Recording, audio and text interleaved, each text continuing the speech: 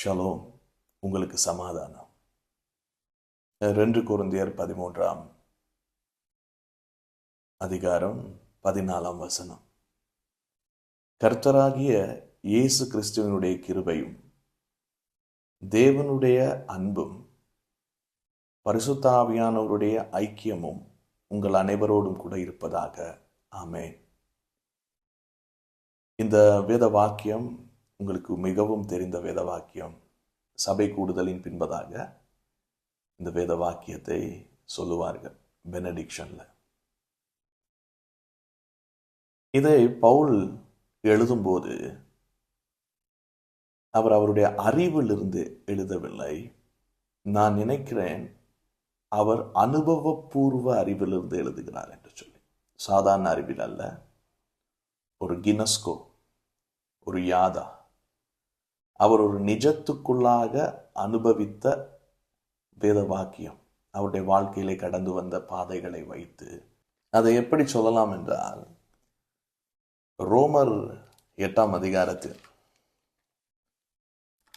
நான் அதை எதோடு கனெக்ட் பண்ணி காட்ட விரும்புகிறேன் என்றால், ரோமர் 8:36 கிறிஸ்துவின் அன்பை விட்டு நம்மை பிரிப்பவன் யார்? உபத்திரவமோ, வியாகுலமோ, துன்பமோ, பசியோ, நிர்வாணமோ, நாசமோசமோ, பட்டயமோ, இவை எல்லாவற்றிலும் நாம் நம்மில் அன்பு கூறுகிறவராலே முற்றிலும் ஜெயம் கொள்ளுகிறவர்களாயிருக்கிறோம். மரணமானாலும், திரும்பவும் சொல்லுகிறேன், மரணமானாலும், ஜீவனானாலும், தேவதூதர்களானாலும், அதிகாரங்களானாலும், வல்லமைகளானாலும், நிகழ்காரியங்களானாலும், வருங்காரியங்களானாலும், உயர்வானாலும் தாழ்வானாலும், வேற எந்த சிருஷ்டியானாலும் நம்முடைய கர்த்தராகிய கிறிஸ்து இயேசுவில் உள்ள தேவனுடைய அன்பை விட்டு நம்மை பிரிக்க மாட்டாது என்று நிச்சயித்திருக்கிறேன். இந்த எல்லா சூழ்நிலையிலும் அவர் பார்த்த, அவர் அனுபவித்த, கடந்து வந்த உறவுகளினால் ஏற்பட்ட பிரிவுகள், சகோதரர்களால், கள்ள சகோதரர்களால் ஏற்பட்ட காயங்கள், இது எல்லாத்துக்குமே அவர் முகம் கொடுத்திருக்காரு. முகம் கொடுத்தது மரணத்துக்கு கூட அவர் போயிட்டு தான் வந்திருக்காருன்னு நமக்கு வேதத்தை வாசிக்கும் போது தெரியும். மரணத்தை சந்தித்திருக்கார். ஒரு முறை கையிலே சர்ப்பம் கடித்தது, செத்து போயிடுவார்னு நினைக்கும் போது அவர் உயிரோடு இருந்தது. இன்னொரு முறை பட்டணத்துக்கு வெளியே கொண்டு வந்து கல்லுகளினால் எரிந்து, பெரிதான கல், யூத கலாச்சாரத்தில் அவங்க பிரமாணத்தின்படி பெரிய பெரிய கல்லை எடுத்து அவர் இறந்துட்டான்னு நினைக்கும் போது அவர் அதை விட்டு வெளியே வந்தது. புயல்களின் மத்தியில் எத்தனையோ மரணங்களை அவர் சந்திச்சிருக்காரு. ஏன் மரித்து உயிரோட எழும்பியிருப்பார்னு சொல்லலாமே நம்ம. ஆனால் தான் அவர் சொல்றாரு, மரணமானாலும். இந்த எல்லா சூழ்நிலையிலையும் போன பவுல் அதை அனுபவபூர்வ அறிவாய் கொண்டு இந்த வாக்கியத்தை எழுதியிருப்பார். கர்த்தராகிய இயேசு கிறிஸ்துவனுடைய கிருபை அந்த சூழ்நிலையில் அவர் உணர்ந்திருக்காரு. தேவனுடைய பிதாவின் அன்பு, பரிசுத்த ஆவியானவருடைய ஐக்கியம், இதை ஒரு அலேத்தியாவா, சத்தியமா அறிந்து, ஒரு வெளிச்சமா அறிந்து, ஒரு ரியாலிட்டிக்குள்ள போனவர். சத்தியம் என்றால் ஒரு ரியாலிட்டி, ஒரு லைட். அதுக்குள்ள போன பவுல் அவருடைய ஜீவனில் இருந்து அதை எழுதுறார் இந்த வாக்கியத்தை. எல்லா சூழ்நிலையில நீங்க ஒன்றை ஞாபகம் வைத்துக் கொள்ளுங்க, பிதாட அன்பு உங்க கூட இருக்கும், கிறிஸ்து இயேசுவின் கிருபை உங்க கூட இருக்கும், பரிசுத்த ஆவியானவருடைய நெருக்கம் உங்க கூட இருக்கும். குடும்பம், திரியேக குடும்பம் எப்போதுமே உங்க கூட இருக்காங்க. அது நீங்க மரணத்துல முகம் கொடுத்தாலும், மரண சூழ்நிலைகளாகட்டும், பசியாகட்டும், இழப்புகளாகட்டும், உபத்திரவங்களாகட்டும், உயர்வாகட்டும், தாழ்வாகட்டும், எல்லாத்துலயும் அவங்க உங்க கூட இருக்கிறாங்க. நீங்க தனிமையா இல்லை. இதை அறிந்த இயேசு சொல்லுகிறார், நான் தனித்திரேன், பிதா என்னோடு கூட இருக்கிறார். ஏன் இந்த வாக்கியங்களை உங்களுக்கு சொல்லிக் கொண்டு வருகிறேன் என்றால், நம்முடைய வாழ்க்கையிலே அநேக விஷயங்களுக்கு நாங்கள் முகம் கொடுத்திருப்போம், கொடுத்து கொண்டிருப்போம். ஆனால் ஒன்றை நாம் புரிந்து கொள்ள வேண்டும். நம் முன்பதாக காணப்படுகிற சூழ்நிலைகள், ஒருவேளை நாம் கடந்து வந்த உபத்திரவங்களோ, காரியங்களோ, பாடுகளோ, எல்லாவற்றிலும் தேவன் நம்மளை சோதிக்கவில்லை. அவர் நம்ம கூட இருந்து அந்த சோதனைகளை தாங்கிறதற்கு ஒரு பலன் தருகிறார். அதை தப்பி செல்ல வழி செய்கிறார். என்னுடைய நண்பன் மலேசியாவில் இருக்கிறார். அவர் ஒரு தேவ மனுஷன். அவருக்கு 2 பிள்ளைகள் இருக்காங்க. ஆல்ரெடி மூத்த பிள்ளை பிறக்கும் போதே பல வருஷம், நான் நினைக்கிறேன் ஒரு 7 வருடம் கழித்து தான் மூத்த பிள்ளை தங்கியது. அழகான ஒரு ஆண் மகன். 2வது அதன் பின்பதாக ஒரு குழந்தை பெற்றெடுத்தார்கள், மகள். அவர்கள் மேல் அந்த கிருபை இருக்கிறபடியினால் அநேகருக்கு அவங்க ஜெபிக்கும் போது குழந்தை பாக்கியம் பல காலம் இல்லாதவர்களுக்கெல்லாம் குழந்தை தங்கியது. மிகவும் ஒரு சாட்சி அவர்களுடைய வாழ்க்கையிலே நடந்தது. மற்றவர்களுடைய வாழ்க்கைக்கு அது ஆசீர்வாதமாய் இருந்துச்சு. அவங்க லைஃப்ல டெஸ்டமனியை சொல்லும் போதே பேபிஸுக்கான மிராக்கிள்ஸ் நடந்துட்டு இருந்துச்சு. நாங்கள்லாம் ரொம்ப சந்தோஷப்பட்டுட்டு இருந்தோம். ஆனால் இந்த 1-2 நாட்களுக்கு முன்பதாக அவங்களுக்கு 3வது பிள்ளை தங்கி இருந்தது. வயிற்றிலேயே பிறக்கிறதுக்கு முன்பதாக அந்த பிறக்கிற காலகட்டத்துக்குள் இறந்துட்டாங்க. இப்ப அந்த பிள்ளைய வெளியே எடுக்கிறாங்க. நீங்க அந்த மாதிரி ஒரு சூழ்நிலைக்கு முகம் கொடுத்திருந்தா என்ன பண்ணிருப்பீங்க? இல்லை உங்களை சுற்றி இருக்கிறவங்களுக்கு அந்த மாதிரி நடந்திருந்தா என்ன பண்ணிருப்பீங்க? அங்குதான் உங்களுக்கான இறை நம்பிக்கை, எவ்வளவாய் நீங்கள் பிதாவை நம்பியிருக்கீங்க, சார்ந்திருக்கீங்க, திரியேக தேவனுக்கும் உங்களுக்குமான உறவு அங்கதான் தெரிய வரும். அதான் நான் இப்படி சொல்லுவேன், ஆண்டவரே எனக்கு 1 கோடி வேணும்பா, நான் உங்களை தான் நம்பியிருக்கேன் என்று சொல்லுவது இலகுவானது. ஆனால் 1 கோடி கையில் இருக்கும்போதும், ஆண்டவரே நான் உங்களை தான் நம்பியிருக்கேன், தேவையான பணம் கையில் நிறைவாக இருக்கும்போது அவரை நம்பி இருக்கிறது என்பது அதுதான் உண்மையான விசுவாசம், அதுதான் நம்பிக்கை. இந்த குழந்தை வயிற்றிலே தங்கி இருக்கும்போது, அப்பா நாங்கள் உங்களை நம்பி இருக்கிறோன்னு சொன்ன அவங்க இப்படி ஒரு சூழ்நிலைக்கு முகம் கொடுத்த பிறகு என்ன சொல்லியிருப்பாங்க நீங்கள் நினைக்கிறீங்க? பொதுவாக கிறிஸ்தவ மதத்தில் சொல்லுவாங்க, கர்த்தர் கொடுத்தார், கர்த்தர் எடுத்தார், அது சித்தம் இல்லப்பா, நம்மளை ஏதோ ஆறுதல் படுத்தவும் இல்லை நம்மளை தொடர்ந்து முன்னோக்கி போகிறதுக்குமா இந்த மாதிரி வார்த்தைகள் சொல்லுவாங்க. ஆனால் இந்த தேவ மனுஷன், என்னுடைய நண்பன், அந்த குழந்தையை எடுத்து அடக்கம் பண்ணுறதுக்கு முன்பதாக அந்த குழந்தையை பிரதிஷ்டை பண்ணுகிறார். பிரதிஷ்டை பண்ணி உயிரோடு இருக்கும் பொழுது தேகத்தில் பிள்ளை பிரதிஷ்டை பண்ணி கேள்விப்பட்டிருப்பீங்க. ஆனால் அடக்கம் பண்ணுறதுக்கு முன்னாடி, பிதாவே இந்த குழந்தை உங்கள்கிட்ட இருந்து நாங்கள் பெற்றுக்கொண்டோம், இப்போ இந்த குழந்தைய நாங்கள் பிரதிஷ்டை பண்ணுறோம் உங்ககிட்ட அப்படின்னு பிரதிஷ்டை பண்ணிட்டு அவங்க பார்த்து அந்த இடத்துல அவர் சொல்றாரு, தேவன் ஒருவனையும் பொல்லாங்கினால் சோதிப்பவர் அல்ல. தேவன் ஒருவரையும் பொல்லாங்கினால் சோதிப்பவர் அல்ல. இந்த இடத்தில்தான் அவருடைய இறை நம்பிக்கை எப்படிப்பட்டதா இருக்கிறது என்று தெரிய வருகிறது. இந்த மாதிரி ஒரு சூழ்நிலைக்கு இந்த பிள்ளையின் விடயத்தில் அவங்க முகம் கொடுத்த போது அவர் சொல்றாரு, நீங்க நல்லவர்ப்பா, நீங்க இதை எனக்கு அனுமதிக்கல. இப்ப என்னை சுற்றி இருக்கிற சூழ்நிலையில இது எதற்கு நடந்துச்சு, என்னத்துக்கு நடந்துச்சுன்னு நான் அனலைஸ் பண்ண விரும்பல. ஒருவேளை இப்ப நீங்க எனக்கு இதுக்கு விளக்கம் கொடுக்கணும்னு நான் கேட்கவும் நினைக்கல. ஏன்னா நீங்க கொடுத்தா கூட எனக்கு இப்ப புரியாது. நான் உங்களை நம்பியிருக்கேன், நான் உங்களை நம்புறேன், நீங்க எனக்கு நன்மையானதை மட்டும்தான் செய்வீங்க. ஒரு சந்தோஷத்தோடு புத்தி கெட்டாத தேவ சமாதானம் அவரை நிரப்பி இருந்தது. பரிசுத்தாவில் உண்டாகும் சந்தோஷம் அவருக்குள் அந்த டைம் காணப்பட்டது.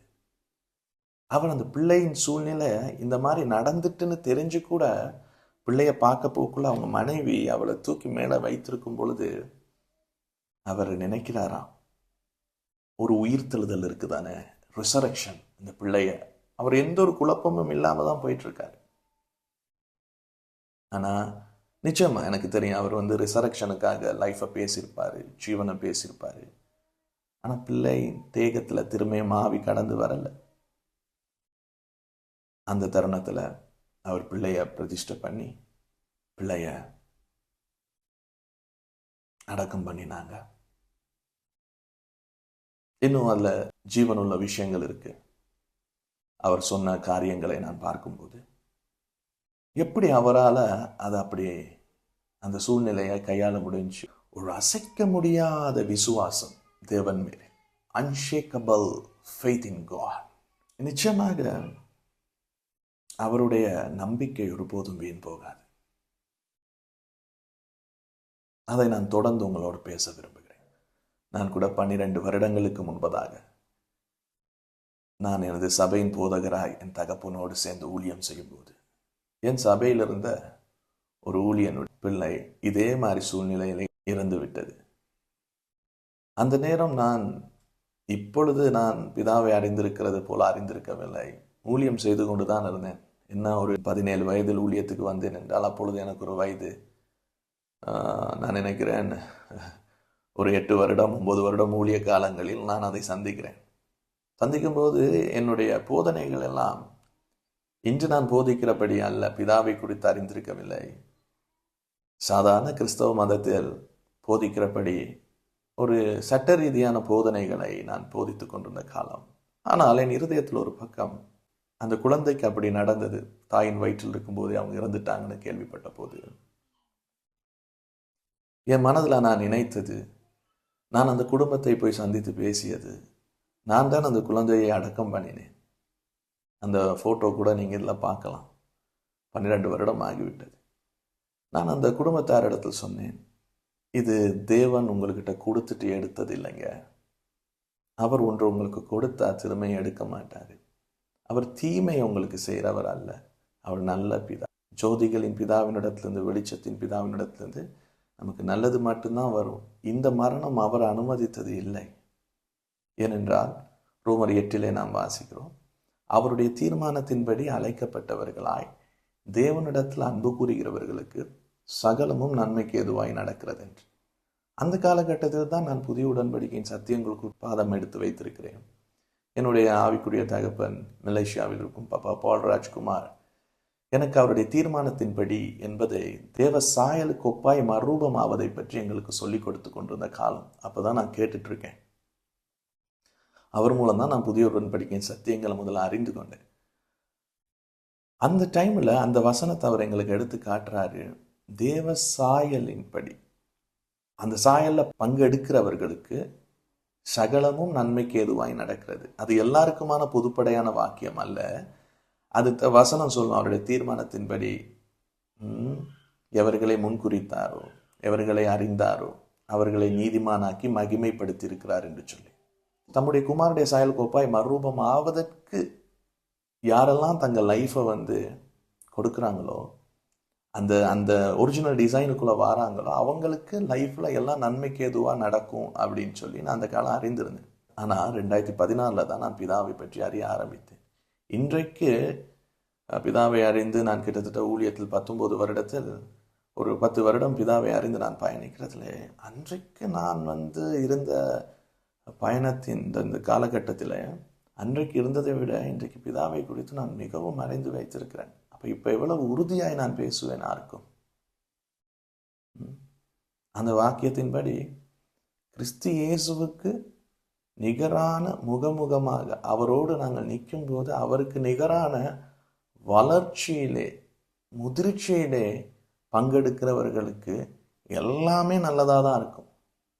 அது அந்த வசனத்தின் ஒரு விளக்கம். நான் வேணும்னா ஒரு வசனத்தை நான் நேற்று மெடிடேட் பண்ணதை வாசித்து காண்பிக்கிறேன். எபேசிய புத்தகத்தில் சொல்லப்பட்டிருக்கு, 4ஆம் அதிகாரத்தில் 5 வகை ஊழியத்தை தேவன் கொடுத்திருக்கிறார். அந்த 5 வகை ஊழியத்தின் நோக்கம் தான் என்ன என்றால், அங்கு ஒரு 4 விஷயம் குறிப்பிடப்பட்டிருக்கும்.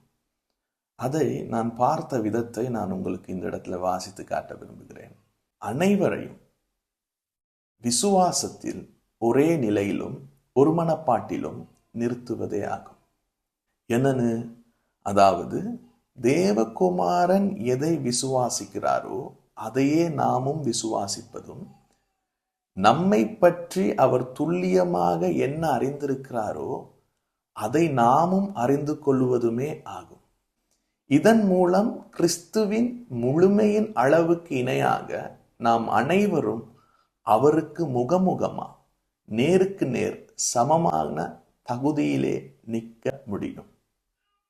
கிறிஸ்து இயேசுவுக்கு நிகரான, கிறிஸ்து இயேசுவின் வளர்ச்சிக்கு தக்கதாக, முதிர்ச்சிக்கு தக்கதாக, இணையாக நாம் முகமுகமாய், நேருக்கு நேர் அவருக்கு சமமாய் தகுதி உள்ளவர்களாய் இருக்கிறோம் என்ற அனுபவபூர்வ வளர்ச்சியிலே நாம் வளர்ந்து இந்த பூமியிலே காணப்படுவதற்கு, ஒவ்வொருவரையும் தேறினவர்களாய் நிறுத்துவதற்கு தான் இந்த 5 வகை ஊழியம் கொடுக்கப்பட்டுள்ளது.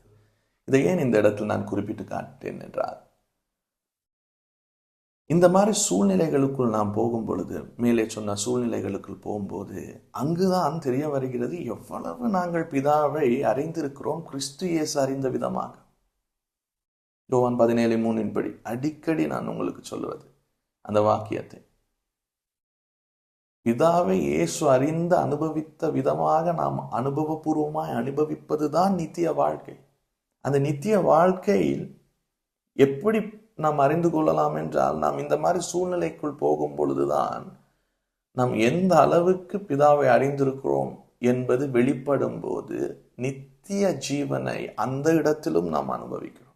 அதைத்தான் பவுல் தன் வாழ்க்கையில் உணர்ந்தவராய் சொல்லுகிறார். கர்த்தராகிய இயேசு கிறிஸ்துவின் கிருபை, பிதாவின் அன்பு, பரிசுத்தாவின் அந்யோன்ய ஐக்கியம், அந்த அந்த கினஸ்கு.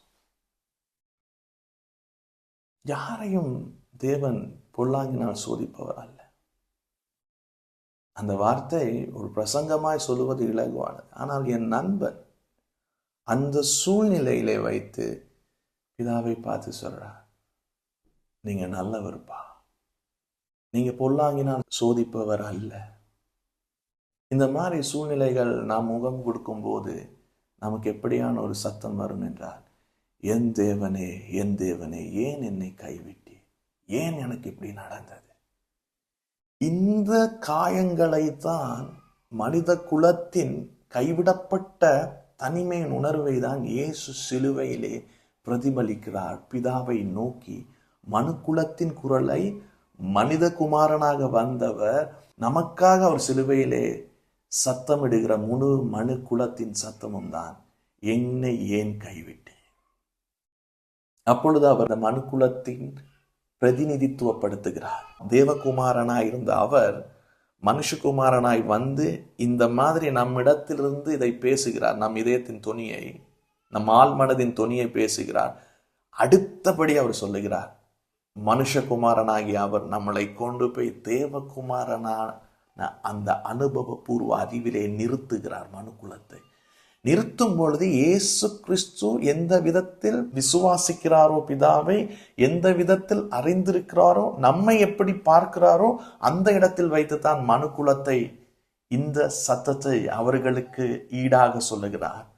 பிதாவே, என் ஆவியை உம் கரத்தில் ஒப்படைக்கிறேன்.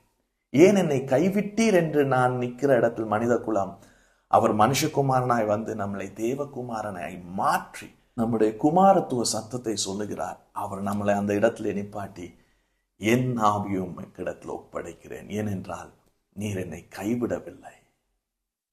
ஒரு பிள்ளையை பெற்று அந்த பிள்ளையை நம் கையிலே ஒப்படைப்பது போல, நர்ஸ், டாக்டர், வைத்தியர்கள் நம் பிள்ளையை நம்மிடத்துல இருந்து எடுத்து நம்ம கையில கொடுக்கிறது போல அவர் சொல்றாரு, உங்க கையில நான் ஒப்படைக்கிறேன்.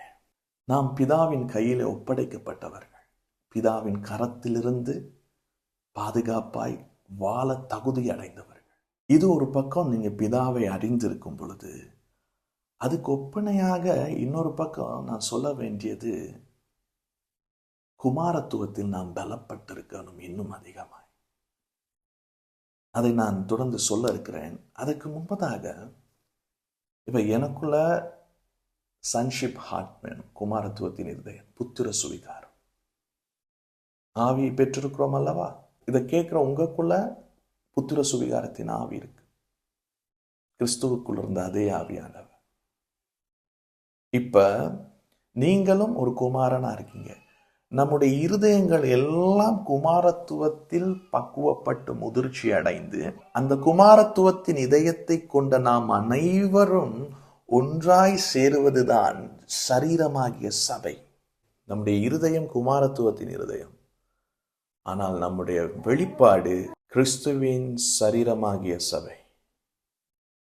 அப்போ குமாரத்துவத்தில் ஏன் முதிர்ச்சி அடைய வேண்டியது இருக்கிறது என்றால், அப்பொழுதுதான் நம் சரீரமாகிய சபையின் முழுமையில் நாம் வெளிப்பட முடியும். எபேசியர் 5:23, 1 கொரிந்தியர் 11:3 இந்த வேத பகுதிகளை நீங்கள் வாசித்து பார்க்கும் பொழுது அங்கே குறிப்பிடப்பட்டிருக்கும், ஒரு புருஷனானவன் ஒரு மனைவிக்கு தலையாயிருக்கிறான். மனைவி சரீரம், புருஷன் தலை.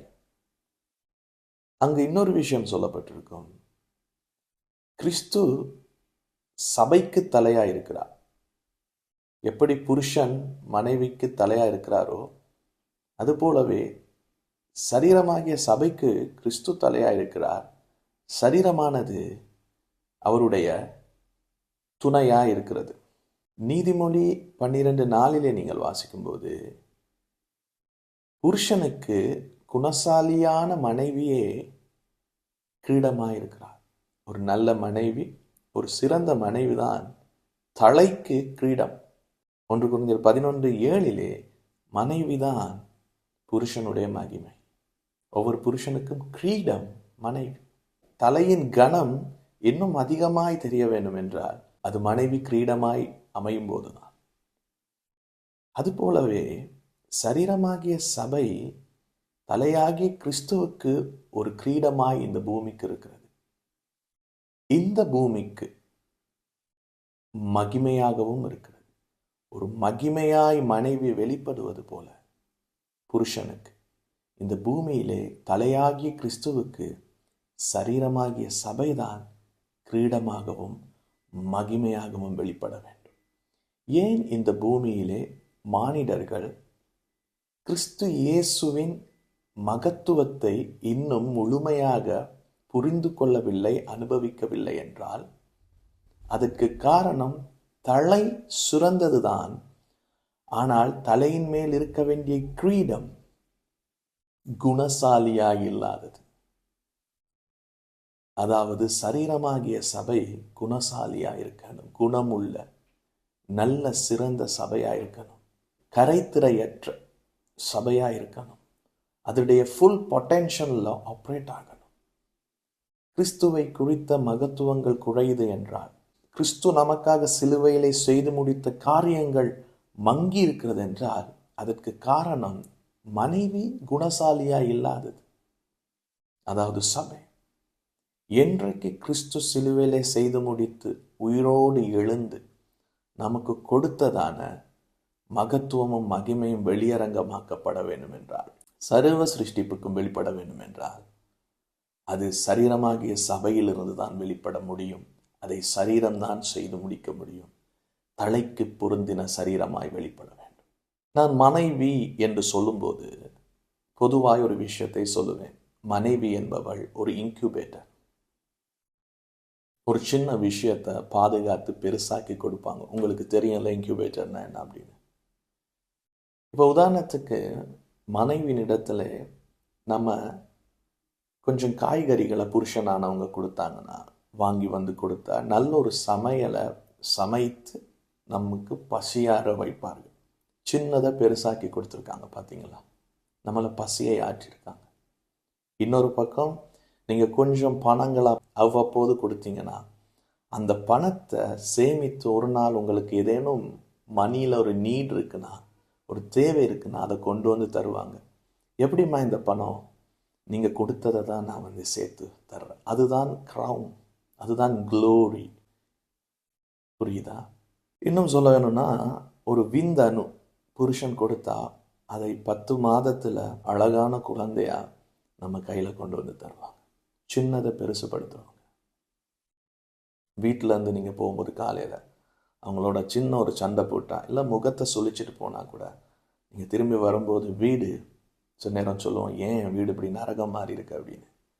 ஆனால் நீங்கள் காலையில் போகும்போது ஒரு சிரிப்பு, ஒரு புன்னகை, ஒரு முத்தம் கொடுத்துட்டு போனீங்கன்னா திரும்ப வரும்போது அதை பெருசுபடுத்தி ஒரு ஹெவனாக மாற்றி வச்சுருப்பாங்க, பரலோகமாக.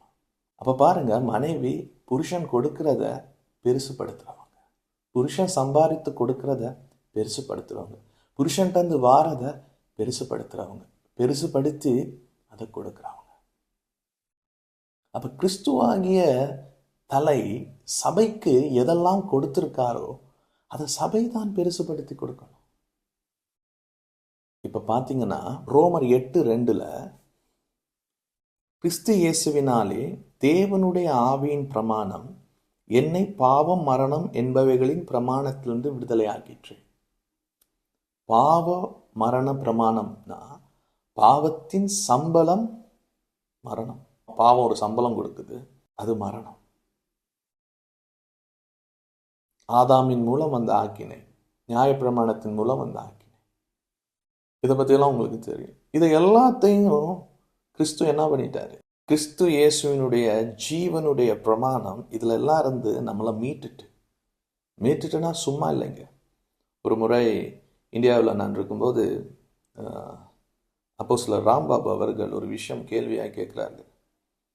சாத்தானை தேவன் தோற்கடித்தாரா அப்படி என்று வேதத்தில் வாக்கியம் உண்டாகும். எல்லாம் யோசிச்சாங்க. சிலர் கை தூக்க சொல்லும்போது ஆமா அப்படின்னு சொன்னாங்க. ஆனால் அவர் சொன்னார், எனக்கு ஒரு வேத வாக்கியங்களை காட்டுங்க அப்படி. சாத்தானை தேவன் தோற்கடித்தார் என்பது அல்ல, சாத்தானை தேவன் அழித்து போட்டார் என்றுதான் இருக்கு. அப்படின்னு டிஸ்ட்ராய் பண்ணிட்டார், சத்ருவானவனை அழித்து போட்டார். அதுதான் நிஜம். அப்ப எப்படி சத்ருவானவனுடைய செயற்பாடுகள் இந்த பூமியிலும் தெரிகிறது போல இருக்கிறது என்றால், தலை செய்து முடித்ததை சரீரம் அதை எப்படி ஒரு மனைவி இன்குபேட்டர் மாதிரி வச்சு பண்ணி அதை பெருசுபடுத்தி கொடுக்கணுமா? மனைவி கொடுக்கணும். வேணா நான் 2 வசனத்தை காட்டுறேன் பாருங்க. 1 தீமோத்தேயுல 1:10 நம்முடைய இரட்சகராகிய இயேசு கிறிஸ்து பிரசன்னமானதினாலே அந்த கிருபை இப்பொழுது வெளிப்பட்டது. அவர் மரணத்தை பரிகரித்து ஜீவனையையும் அழியாமையையும் சுவிசேஷத்தினால் வெளியரங்கமாக்கினார். மரணத்தை பரிகரித்தாராம். வெளியரங்கமாக்கினது எதையாம்? ஜீவனையும் அழியாமையும்.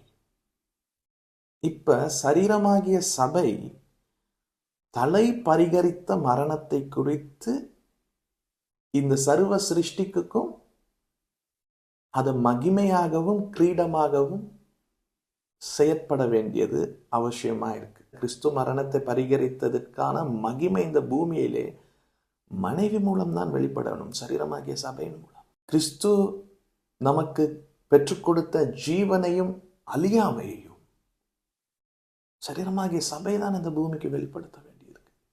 அந்த மாதிரி சபை பண்ணும்போது 1 கொரிந்தியர் 15:54 நிறைவேறும்.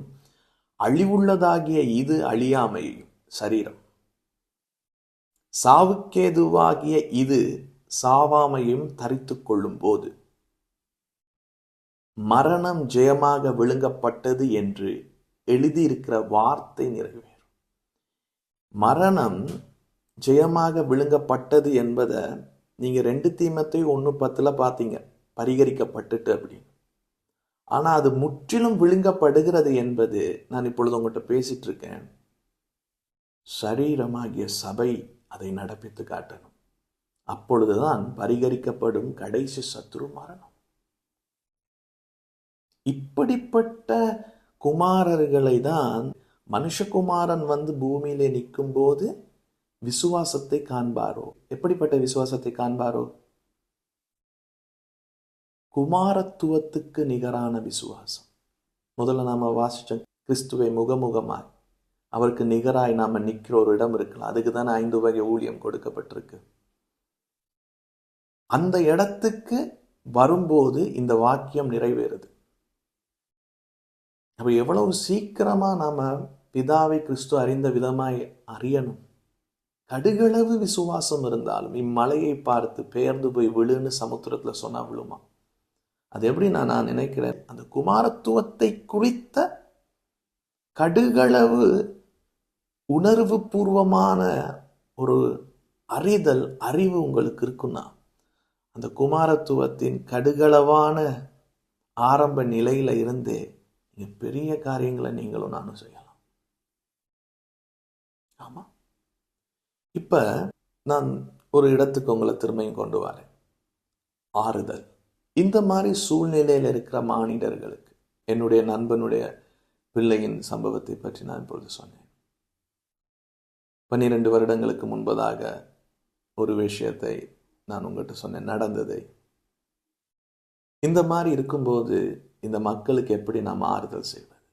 அதன் 3 பரிமாணங்களை நான் உங்களுக்கு எடுத்துக்காட்ட விரும்புகிறேன். ஒரு பரிமாணம் என்னன்னா, அவர்கள் துக்கப்படும் போது, பெயின்ல இருக்கும்போது, அவங்க பெயின்ல நாம் அவங்களுக்கு ஆறுதலா இருக்கிறது. அதை பவுல் எழுதுகிறார். அழுகிறவங்களோட அழுங்க, சந்தோஷமா இருக்கிறவங்களோட சந்தோஷமா இருங்க. இயேசு எப்படி இந்த பூமியில வாழும்போது மக்களை ஆறுதல் படுத்தினார்? ஒன்று, அவர் அவங்க கூட போய் நின்னார். இப்போ அவர் போகிற இடத்துல பார்த்தீங்கன்னா, நாயின் ஒரு விதவையின் மகனை கொண்டு வராங்க பாடையில். அவர் அங்கே நிற்கிறது, லாசரு சம்பவத்தில் அவர் அங்கே நிற்கிறது மற்றும் மரண விஷயங்கள்ல தேகத்தை விட்டு ஆவி பிரிந்த தருணங்கள்ல இயேசு அங்கே நிற்கிறது, அவங்க கூட பேசுறது, அது அவங்களுக்கு ஒரு ஆறுதலை உணர்வு பூர்வமாக கொடுக்குது. பிறருக்கு நாம் எப்படி ஆறுதலா இருக்கலாம் என்பதற்கு இது ஒரு நிலை. இரண்டாவது நிலை, இயேசு உயிரோடு அந்த சடலத்தை உயிர்ப்பித்து கொடுத்தார். இதுவும் ஒரு ஆறுதல். அந்த பெண்ணுக்கு அவர் கூட நின்னது, லாசரு சம்பவத்தில் பேசினது ஆறுதல், அவர் கண்ணீர் வதித்தது ஆறுதல். ஆனால் அவர் அத்தோடு நிற்காம அடுத்த ஒரு டைமென்ஷன்ல போய் அவங்கள ரிசரக்ட் பண்ணி கொடுக்கிறார். சரீரமாகிய சபை இதை செய்ய வேணும். மரணத்துக்கு காம்ப்ரமைஸ் பண்ணக்கூடாது.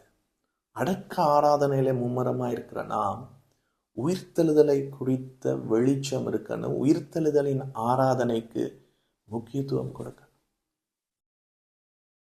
ஆமா, சாதாரண இந்த பூமியில இருக்கிற பிற மத நம்பிக்கைகளை கொண்டவர்களுக்கும் கிறிஸ்துவை இரட்சகராய் கொண்ட உங்களுக்கும் எனக்கும் என்ன வித்தியாசம் இந்த இடத்தில் இருக்க வேண்டும்? நாம் உயிர்த்தெழுதலின் மேல் நம்பிக்கையாயிருக்கிறோம். அதுவும் இயேசு சொன்னார், மரித்தோரை உயிரோடு எழுப்புங்கள் அப்படி. ட்ரை பண்ணி தான் பாருங்களேன். ட்ரை பண்ணி தான் பாருங்க. உடனே அடக்கம் பண்றதுக்கான முயற்சிகளில நம் மனது திரும்பும் போது உயிரோடு எழுப்புவதற்கு ஒரு முயற்சி பண்ணி பாருங்க. என்னுடைய இந்த ஊழிய பயண காலங்களில் உங்களுக்கு தான் தெரியும், ஒரு மெய்ப்பனா இருந்தா, ஒரு சபைக்கு ஒரு தேவ மனுஷனா இருந்தா இந்த மாதிரி சந்தர்ப்பங்கள் அநேகம் நாம் முகம் கொடுப்போம். இப்ப 2 வருஷத்துக்கு முன்னாடி நான் ஸ்ரீலங்கா போயிருக்கும்போது, இந்த முறையில் அதற்கு முந்தைய முறை போயிருக்கும்போது எனக்கு ரொம்ப அன்புக்குரிய ஒரு குடும்பத்தில் ஒரு குடும்ப தலைவன் இறந்துட்டார். அவர் எனக்கு ரொம்பவே நேசத்துக்குரியவர், ஊழிய காரியங்களையும் கூட நின்றவர். அவர் இறந்தபோது எனக்கு செய்தி வந்துட்டு, நான் ஸ்ரீலங்காவில் தான் இருக்கேன், வத்தலை என்ற ஒரு பிரதேசத்தில் அப்போ நான் இருக்கிறேன். இலங்கையில் கவர்மெண்ட் ஹாஸ்பிட்டலில் ஜிஹெச்சில் அவரை வச்சுருக்காங்க. அவர் இறந்துட்டான்னு செய்தி வருது. டாக்டர் சொல்லிட்டாங்க, ஓகே இப்போ அவரை எடுத்து எம்பாம் பண்ணணும் அப்படின்னு. நான் சொன்னேன், டாக்டர்கிட்ட சொல்லுங்கள் இத்தனை மணி வரைக்கும் நான் இப்படி இருக்கேன், வந்துடுவேன், அவர்கிட்ட ஒரு தயவு கேளுங்கன்னு சொல்லி அவங்க வீட்டார் பேசி அவர் அங்கே வச்சுருந்தாங்க. நான் அங்கே போனேன், என் தகப்பனையும் கூட்டி கொண்டு போனேன். அந்த ஜிஹெச் ஹாஸ்பிட்டலில் போய் அந்த சடலம் அவர் அந்த இடத்துல இருக்கிறார், அவரோட ஆவி அவரிடத்துல இல்லை. நான் ஒரு 20 நிமிஷம் அரை மணித்தியாலமா பேசுகிறேன், ஜீவனை பேசுகிறேன், ரிசரக்ஷனை நம்புகிறேன். ஆனால் அவர் அரை மணித்தியாலமாச்சு உயிரோடு எழும்பலை. வெளியே வந்து அவங்க குடும்பத்தினரெல்லாம் எதிர்பார்ப்போடு இருந்தாங்க. ஏன்னா நான் இதை குறித்து மும்மரமாக உயிர்த்தெழுதலை பற்றி பேசுகிறது உண்டு, செய்ய சொல்லுவேன். சில கனிகள் என்னுடைய பயண நாட்களில் இதில் பார்த்துருக்கிறேன். ஒரு முறை இந்த இலங்கையில் ஒரு குண்டு வெடிப்பு நடந்தது. என்னுடைய உறவினரான ஒரு பையன் இறந்து விட்டார். அந்த டைம் கூட இந்த ஈஸ்டர் தாக்குது. அவரோட 2 காலும் இல்லை. நான் இப்போ இந்தியாவில் கேரளாவில் இருக்கிறேன். நான் வந்த உடனே எனக்கு தெரிந்து அவங்க அம்மா குடும்பத்துக்கு ஆறுதல் சொல்லிவிட்டு அப்பொழுது ஊரடங்கு சட்டம் போட்டிருந்தாங்க. அடுத்த நாள் காலையில் எடுத்த போது நான் அந்த கல்லறைக்கு போய் பேசினேன். என்ன சொன்னேன் என்றால், இயேசு கிறிஸ்து சொன்னதை லாசருவின் கல்லறைக்கு முன்பதாக, நானே உயிர்த்தெழுதலும் ஜீவனுமாயிருக்கிறேன், என்னை விசுவாசிக்கிறவன் மறியாமலும் இருப்பான், மரித்தாலும் பிழைப்பான். அதிலே இயேசு சொன்னது நானே உயிர்த்தெழுதலும் ஜீவனுமாயிருக்கிறேன். அதை நான் எடுத்து புதைக்கப்பட்ட அந்த சரீரமும் இருந்தது. வேறு 21ஆம் தேதி தாக்குதலில் நடந்த மற்றவர்களையும் புதைத்திருந்தார்கள். நான் இந்த சரீரங்களை பார்த்து நான் பேசினது, ஸ்பெஷலி என்னுடைய உறவினரான அந்த தம்பியினுடைய சரீரத்தை பார்த்து நான் பேசினது, அவருடைய பேரை சொல்லி. இந்த வாக்கியத்தின்படி கிறிஸ்து உயிர்த்தெழுதலும் ஜீவனுமாயிருக்கிறார். அவர் உயிரோடு இருக்கிற எனக்கு, என்னோட வந்தவர்களுக்கு அவர் ஜீவனாயிருக்கிறார். ஆனால் மரித்த உனக்கு அவர் உயிர்த்தெழுதலாயிருக்கிறார். பேசினேன். இந்த மாதிரி நிறைய அனுபவங்கள் உண்டு. திரும்பவும் நான் வருகிறேன். அந்த ஐயாவை, பிரதரை, அவர் குடும்பத்தை நான் சந்திக்கிறேன். வெளியே வந்தோன்னு எல்லாம் சுற்றி இருக்காங்க. நான் என்ன அடுத்தது சொல்ல போகிறேன், அடக்க ஆராதனைக்கெல்லாம் ஏற்பாடு சொல்ல போகிறேன், நான் என்ன சொல்ல போகிறேன் அப்படின்னு பார்த்துட்ருக்காங்க. அது அந்தந்த பக்கம் நடந்துட்டுருக்கு.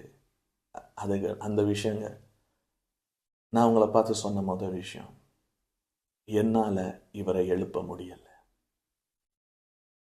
ஒரு சபை, ஒரு தேவ மனுஷன் நீங்கள் உயிரோடு எழுப்பாட்டி அந்த மக்கள்கிட்ட சொல்லணும், என்னால் அதை எழுப்ப முடியலை.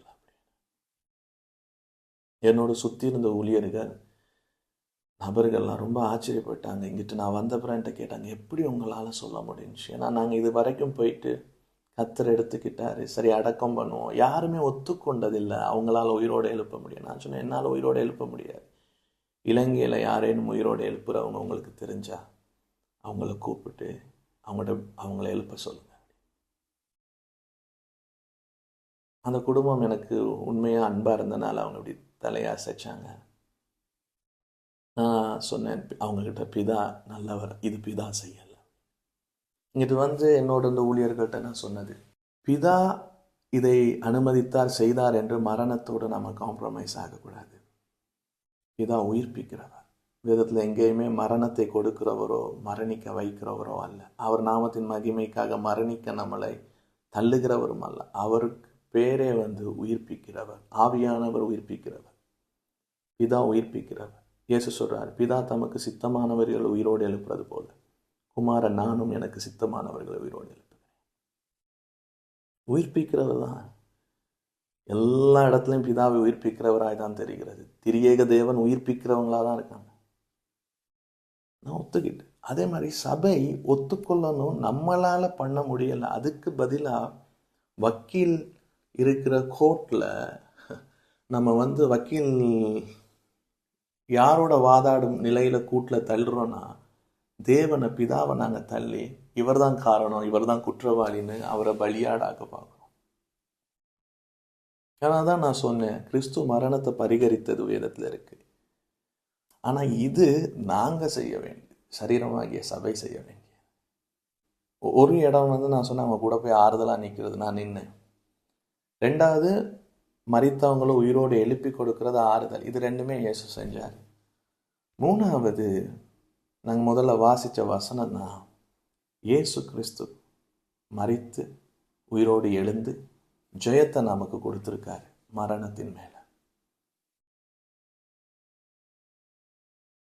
ஜெயத்தை கொடுத்தது மாத்திரம் அல்ல, அவர் நம்மை போல இந்த சரீரத்தில் சாவுக்கேதுவான அந்த சரீரம் உயிர்ப்பிக்கிற பரிசுத்த ஆவியினால் சாவாமையை தரித்து மகிமையின் சரீரமாகி இன்றைக்கு திரியேகத்துக்குள் மகிமையின் சரீரத்தில் இருக்கிறார். நமக்குள்ளும் வாசம் பண்றார். இப்ப நம்ம சரீரங்களை அவர் அதே அவருக்கு நிகரான மகிமையின் சரீரங்களா மாற்ற அவர் பூரண விருப்பம் கொண்டவராய் முத்திரையாகவும் அச்சாரமாகவும் மீட்கப்படும் நாளுக்கென்று அழிவுக்குரிய சரீரம், சாவுக்குரிய சரீரம், சாவாமையை தரித்து கொள்ளுகிற அந்த நாளுக்கென்று நம்மை நிச்சயித்திருக்கிறார். கல்யாணம் கட்டும் போது மோதிரம் போடுறது போல பரிசுத்தாவியை கொண்டு நம்மோடு உடன்படிக்கை பண்ணி நம்மளை அவருக்கென்று வைத்திருக்கிறார். அந்த மகிமையின் சரீரத்தை நாம் தரித்து கொள்ளும்படி முழு மானிடர்களும் கிறிஸ்து இயேசுவுக்கு நிகரான சுதந்திரமாகிய மகிமையின் சரீரத்தை தரித்து கொள்ளணும். இதைதான் 1 கொரிந்தியர் 15 நீங்கள் வாசிக்கிறீர்கள். 51, 52 ரகசியத்தை உங்களுக்கு சொல்லுகிறேன்னு சொல்லிட்டு 53, 54 சொல்றாரு. அழிவுள்ளதாகி இது அழியாமையும் சாவுக்கு எதுவான இது சாவாமையும் தரித்து கொள்ளும் போது மரணம் ஜெயமாக விழுங்கப்பட்டது என்று எழுதியிருக்கிற வார்த்தை நிறைவேறும். மரணமே உன் கூர் எங்கே, பாதாளமே உன் ஜெயம் எங்கே? மரணத்தின் கூர் பாவம், பாவத்தின் பலன் நியாயப்பிரமாணம். நம்முடைய கர்த்தராகிய தலையாகிய இயேசு கிறிஸ்துவினாலே சரீரமாகிய நமக்கு ஜெயம் கொடுக்கிற தேவனுக்கு ஸ்தோத்திரம். இதை நீங்க ஃபுல்லா வாசிச்சு பாருங்க. இந்த இடம் 3வது ஆறுதலின் இடம். முதலாவது அவங்க கூட நிற்கிறது, 2வது சரீரத்தை உயிரோடு, சாவுக்கு ஏதுவான சரீரத்தை மரித்தோர் உயிரோடு எழுப்பி கொடுக்கலாம். லாசரை எழுப்பி கொடுத்தாங்க. திரும்ப அவர் மறைச்சாரா? அவர் சரீரம் மறைச்சிச்சு. ஏன்னா அவர் மகிமையின் சரீரமாக்கப்படும்.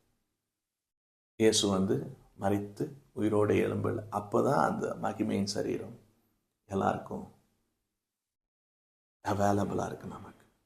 இப்போ இன்றைக்கு நம்ம இந்த அறிதலில், நீங்கள் இந்த காலகட்டத்தில் சொல்கிறாங்க அழியாமைன்னு போதகம் இருக்குன்னு சொல்கிறாங்க, சாவாமைன்னு சொல்கிறாங்க அப்படின்னு சொல்கிறாங்கலாம். உங்களை ஒரு வேளை குழப்பி இருக்கலாம், பயமுடுத்திருக்கலாம். ஓகே, நான் உங்களுக்கு என்ன சொல்கிறேன் என்றால், இந்த 2 தீமோத்தேயுல 1:10 சொல்லியிருக்கிற வாக்கியத்தை நீங்கள் எடுத்து மரணத்தை பரிகரித்தார்னு இருக்கு.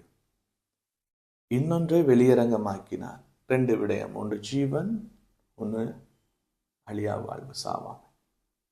இது என்னன்னு நீங்க உங்களுக்குள்ள இருக்க பரிசுத்த ஆவிகிட்ட கேட்டு ஜீவனையும் அழியா வாழ்வையும் குறித்ததான வெளிப்பாட்டுக்குள்ள வாங்க. ஜீவன் என்பது கிறிஸ்து இயேசு பிதாவை அறிந்த விதமாய் அறிவது, ஜீவன்ல இருந்து வாழ்றது. அதை இயேசு நமக்கு கொடுத்தார். அழியாமை, சாவாத வாழ்வு, அது அங்கு அழியாததை பற்றி என்ன சொல்லப்பட்டிருக்கு, அதை குறித்து நீங்கள் இந்த மகிமையின் சரீரத்தை உடையவர்களாய் நாங்கள் வெளிப்படுறதை பற்றி வாசித்து பரிசுத்தாவிட்ட உதவிக்கலை. இந்த இடத்துல நம்ம வெளிப்படுறதை பற்றி ரோமர் 8 சொல்லியிருக்கு. ஆமாம், சர்வ சிருஷ்டியும் பிரசவத்தை படுகிறது, நாமும் என்ன பண்றோமா, தவிக்கிறோம் இந்த சரீரத்துல இருந்து அந்த குளோரியஸ் மகிமையான காரியம் வெளிப்படும். இது ஒரு நிலை. இதுதான் இந்த பிளரோமா, மகிமையான பூரணமாக்கப்பட்ட ஒரு இடம் இதுதான் ஹையஸ்ட் இடம். 1 கொரிந்தியர் 1ஆம் அதிகாரம் 3வது 4வது 5வது வசனங்களை வாசிச்சு பார்த்தீங்கன்னா பவுல் சொல்றாரு, ஆறுதலை பற்றி பேசுறாரு.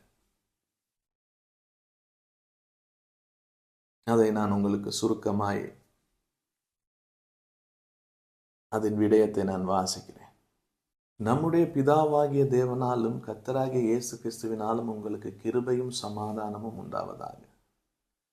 நமது கர்த்தராகிய இயேசு கிறிஸ்துவின் பிதாவாகிய தேவன், நம்ம அப்பா, இரக்கங்களின் பிதாவும் சகலவித ஆறுதலின் தேவனுமாயிருக்கிறவருக்கு ஸ்தோத்திரம். சகலவித ஆறுதலின் தேவனுமாயிருக்கிறவருக்கு ஸ்தோத்திரம். God of all comfort. தேவனால் எங்களுக்கு அருளப்படுகிற ஆறுதலினாலே. அவர் யாரை சொல்றாருன்னா, ஒரு தேவ மனுஷன். உங்க லைஃப்ல ஒரு ஸ்பிரிச்சுவல் ஃபாதர் இருப்பாங்க, உங்களுக்கு ஒரு மெய்ப்பன் இருப்பாங்கன்னா, அவர் சபையை பற்றி பேசுகிறார். தேவனால் பவுலாகி அவருக்கு ஆரம்பிக்கும் போது சொன்னேன், அவர் முகம் கொடுத்த உபத்திரவங்கள் சூழ்நிலை, அந்த நேரங்களில் தேவனால அவருக்கு ஆறுதல் அளிக்கப்படுதாம். எந்த உபத்திரவத்தாகிலும் அகப்படுகிறவர்களுக்கு நாங்கள் ஆறுதல் செய்ய திராணி உள்ளவர்கள் ஆகும்படி. அவர் முகம் கொடுத்த உபத்திரவங்கள் இவருக்கு ஆறுதல் கொடுத்தனால தேவனால, இப்ப நீங்க யாரும் மரணமாகட்டும், எந்த ஒரு காரணமாகட்டும், உயர்வாகட்டும் தாழ்வாகட்டும், எதுவா இருந்தாலும் உங்க நிலைக்கு ஆறுதல் செய்யறதுக்கு எங்களுக்கு திராணி இருக்கு.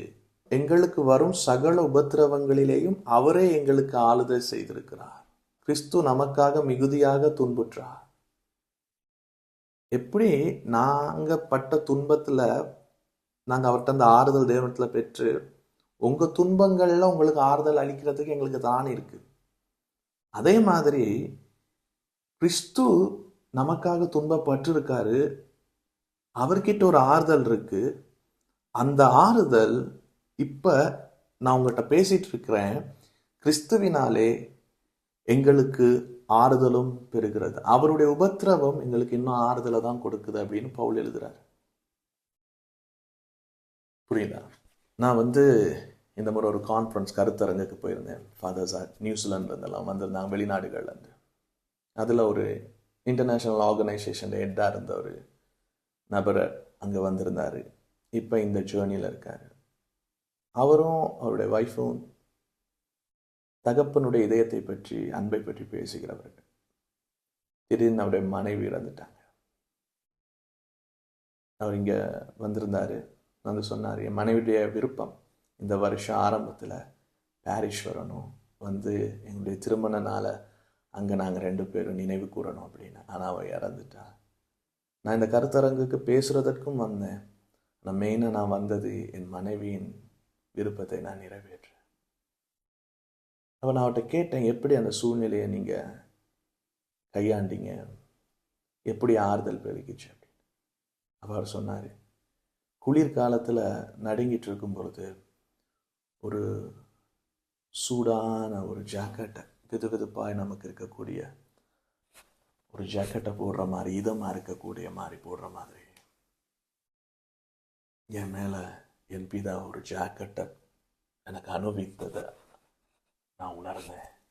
அவர் எனக்கு உடுப்பாட்டியதை, அது எனக்கு சொல்லவே முடியாத அளவுக்கு எனக்குள்ள இருந்த எல்லா விஷயத்தையும் எடுத்துட்டு உணர்வுகளை, இப்பொழுது அந்த நினைவுகள் இருக்கு, ஆனா அந்த சோகத்துல நான் இல்லை. ஏன்னா அந்த ஆறுதல் எனக்கு அதிகமாய் பெருகிருக்கு. அது ஒரு ஜாக்கெட் மாதிரி என்னால் இப்போ உங்கள்கிட்ட பேசும்போது ஃபீல் பண்ண முடியுது. சகலவித ஆறுதலின் தேவை உங்களுக்கு ஆறுதலை பெருக பண்ணுவார், உடுத்து வைப்பார். அதான் நான் இங்கே ஒரு வீடியோ போட்டிருக்கேன் பாருங்க. இந்த வீடியோவில் ஷாக் என்ற மூவி பால் யங் அவங்க எடுத்தாங்க. இதில் திரியேக தேவனுடைய ஒரு தத்ரூபமான வெளிப்பாட்டை ஃபேத் பேஸ்டாக எடுத்திருக்க ஒரு ட்ராமா தான். இதில் வார தகப்பன் கேரக்டரில் இருக்கவர் தன் மகளை இழந்த பிறகு அவர் எப்படியான ஒரு குற்ற உணர்வுக்குள்ளே போவார், தேவனை குறித்த ஒரு விரக்தியில் போவார். இதில் வருகிற அந்த பெண்மணி விஸ்டம், அவருக்கு ஒரு ஞான என்ற இடத்துல ஞானத்தோடு ஒரு தெய்வீக சந்திப்பு நடக்குது. அதில் அவள் மகளை பார்க்குறாரு. நான் என் நண்பனுக்கு சொல்லியிருந்தேன், அவங்க பிள்ளைக்கு அவங்க பேர் வச்சிருந்தாங்க ரேஷ்மிதா ரூபவதி. அவங்க பத்திரமா காணக்கூடாத ஒரு ரெல்ம் இருக்கு. மேகம் போன்ற திரளான சாட்சிகள் நம்மளை சூழ்ந்திருக்கிறாங்க. அந்த மாதிரி நம்ம கூட தான் இருக்காங்க. அவங்களால எங்களை உணர முடியும். அவங்களுடைய நிஜமான தகப்பன் கிட்ட அவங்க வளர்க்கப்படுறாங்க.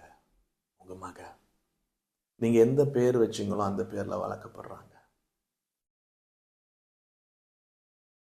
நான் உங்க எல்லாருக்கும் சொல்றது தான், உங்க லைஃப்ல நீங்க யாரெல்லாம் இழந்திருப்பீங்களோ, உங்க அன்புக்குரியவங்க, கருவில் இருக்கும்போதே பிள்ளைய, ஒருவேளை என் பிள்ளை 10 வயசா இருக்கும்போது இழந்துட்டேன். இன்றைக்கு 10 வருஷத்துக்கு முன்னாடி இறந்திருந்தீங்கன்னா இன்னைக்கு 20 வயசுனா நிச்சயமா நான் ஒரு பிதாவை நம்புகிறேன். உங்க பிள்ளை நீங்க வச்ச பேரால இன்னைக்கு 20 வயதானாலும் அங்க அவர்கிட்ட பாதுகாப்பான அன்பு நிறைந்த பாசம் மிகுந்த இடத்துல வளர்க்கப்பட்டுக்கிட்டு இருக்காங்க.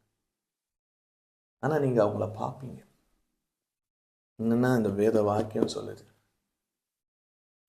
மரித்தவங்க கூட திருமையும் மகிமையும் சரீரத்தில் உயிரோடு எழுப்பிக்கப்படுவாங்க.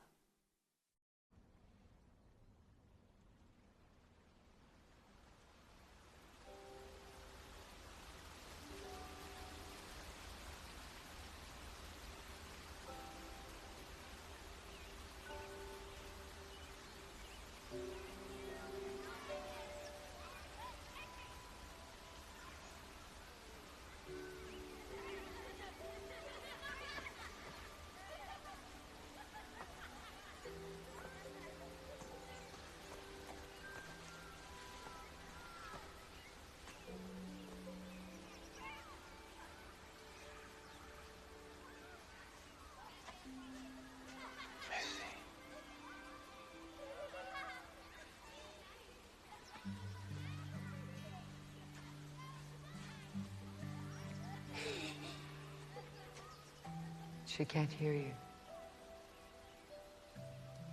Did she see me? No. But she knows you're here. She okay? More than you know.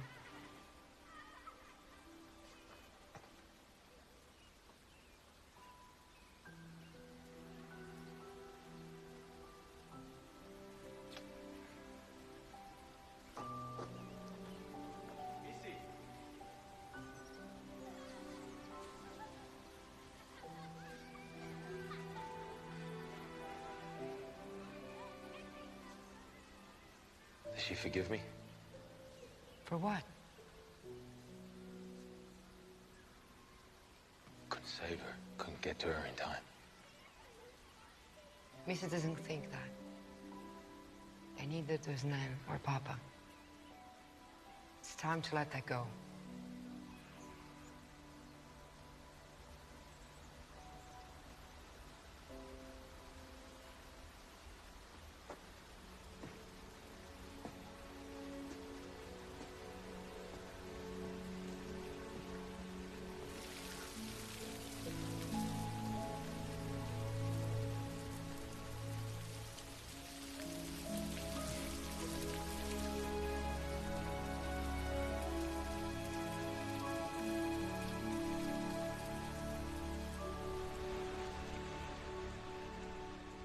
நான் உங்கள் ஒவ்வொருவருக்காகவும் ஜெபிக்கிறேன். உங்கள் வாழ்க்கையில் ஆறுதல் பெருகட்டும். நீங்கள் குமாரத்துவத்தில் இன்னும் அதிகமாக விருத்தி அடைவீங்களா? நீங்கள் தான் இந்த செய்தியை கேட்டுட்ருக்க, நீங்கள் தான் இதை சீரியஸாக எடுத்து உங்கள் சந்ததிக்கு இந்த சுதந்திரத்தை கொடுக்கணும். பிதாவின் சமாதானம் உங்க கூட இருப்பதாக. நான் ஆரம்பித்த வாக்கியத்திலேயே முடிக்க நினைக்கிறேன். பவுல் சொல்றாரு, கர்த்தராகிய இயேசு கிறிஸ்துவினுடைய கிருபையும் தேவனுடைய அன்பும் பரிசுத்த ஆவியானவருடைய அந்யோன்ய ஐக்கியமும் உங்கள் அனைவரோடும் இருப்பதாக.